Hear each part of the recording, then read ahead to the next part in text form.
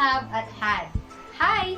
Welcome sa I Am Learning. Sa video na ito ay tuturo ko sa iyo kung paano gamitin ang has, have, at had sa pinakamabilis at pinakamadaling paraan.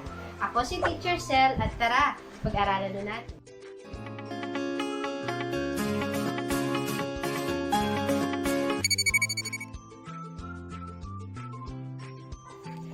Ginagamit ang has sa present tense kung meron tayong singular subject. Katulad ng he, she, it, proper name, or title. Halimbawa, sa he na pronoun, he has, she has, it has. Proper name na halimbawa ay Mrs. Cruz, Mrs. Cruz has. Title, halimbawa ay the president has. Sa kabilang banda, have ang ginagamit sa present tense kapag ang subject ay plural. Ibig sabihin ng plural kapag ito ay tumutukoy sa dalawa o higit pa. Halimbawa, we, they, you, and I. Kung mapapansin ninyo, ang you and I ay tumutukoy lang sa singular subjects. Subalit, ang you at I ay laging ginagamitan ng have dahil sila ay special pronouns. Ibig sabihin, exempted sila sa rule. So, kapag gagamitin natin ang have sa we, magiging we have, they have, I have, and you have.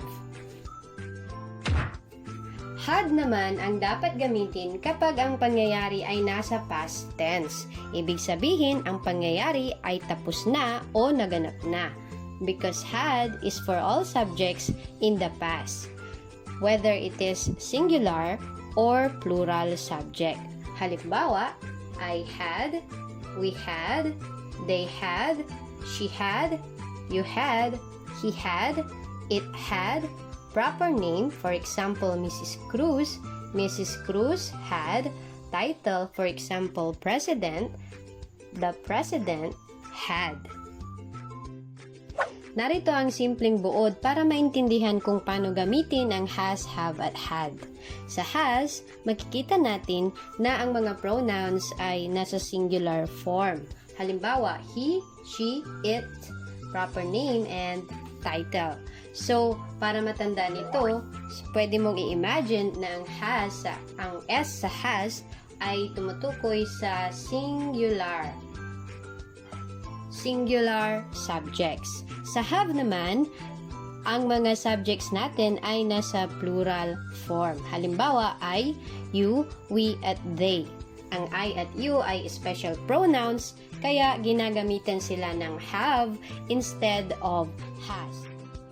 Sa had naman, mapapansin natin na maaari itong gamitin in all forms of subjects whether it is singular or plural. For example, I had, you had, or pwede ring we had, or they had, as long na ito ay nasa past tense, meaning to say the action is already completed or naganap na ang isang pangyayari. Narito ang halimbawa. Basahin natin. Let us try to answer it with has, have, or had. For example, I blank a big boat. The sentence must be expressed in present tense. So, kapag present tense, pipili na lang tayo sa has or have. Since I is a special pronoun, kailangan natin gamitin ang have. So, I have a big boat. How about in the second one? I blank a big boat. But the sentence must be expressed in the past or in past tense. So, ibig sabihin, kung past, gagamitin natin ang had. So, I had a big boat. Kapag ginagamit natin ang had, ibig sabihin it is a loss of something. Or before, mayroon siyang big boat, pero ngayon ay wala na. Now, here is another example. She blank a cat. And it must be expressed in present tense. So, we're going to use has or have. Para malaman kung anong gagamitin, either has or have, alamin natin kung ang she ba ay singular or plural. Since ang she ay iisa or it is singular, kailangan natin gamitin ang has. So, ibig sabihin, she has a cat. Sa ikalawa naman, she blank a cat, but it is in the past. Ibig sabihin, dahil ito ay nasa past, ang kailangan natin gamitin ay had. So, she had a cat. Now, let us try to check your understanding. First, let us read. She blanked to wait for the last bus. Second, we blanked lots of money. Third, yesterday, my tooth ached. I blanked to go to the dentist. Now, let us try to answer the first one. Una sa lahat, isipin natin kung ang ina-express ba ng sentence ay nasa present or nasa past. So, since this one, mababasa natin yung to wait, ibig sabihin ito ay nangyayari sa present. Ibig sabihin, kung ito ay nangyayari sa present, kailangan niyang pumili o kailangan nating pumili sa has or have. Dahil ang had ay para sa past action. So, she ay singular, kaya kailangan natin gamitin ang has. Dahil ito ay para sa mga singular subjects. So, she has to wait for the last bus. Now, let us answer number 2. We blank lots of money. So, ang sentence ay nag-i-imply na ito ay nangyayari sa present. Ibig sabihin, ang susunod na step ay kailangan nating malaman kung ang subject ba ay singular or plural. Since we is a plural subject, we have to use have. So, we have lots of money. Number 3. Yesterday, my tooth ached. I blanked to go to the dentist.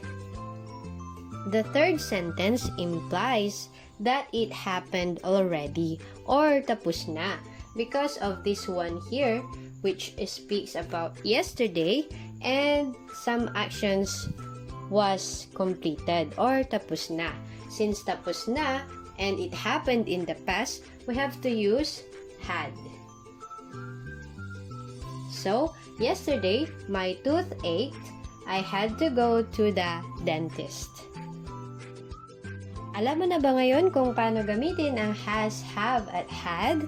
Huwag ka sanang mahihiyang mag-like, mag-comment, i-share ito sa iba, or mag-subscribe ka na rin kung gusto mo lang. Dahil sa I Am Learning, I My Learning. Maraming salamat. Bye!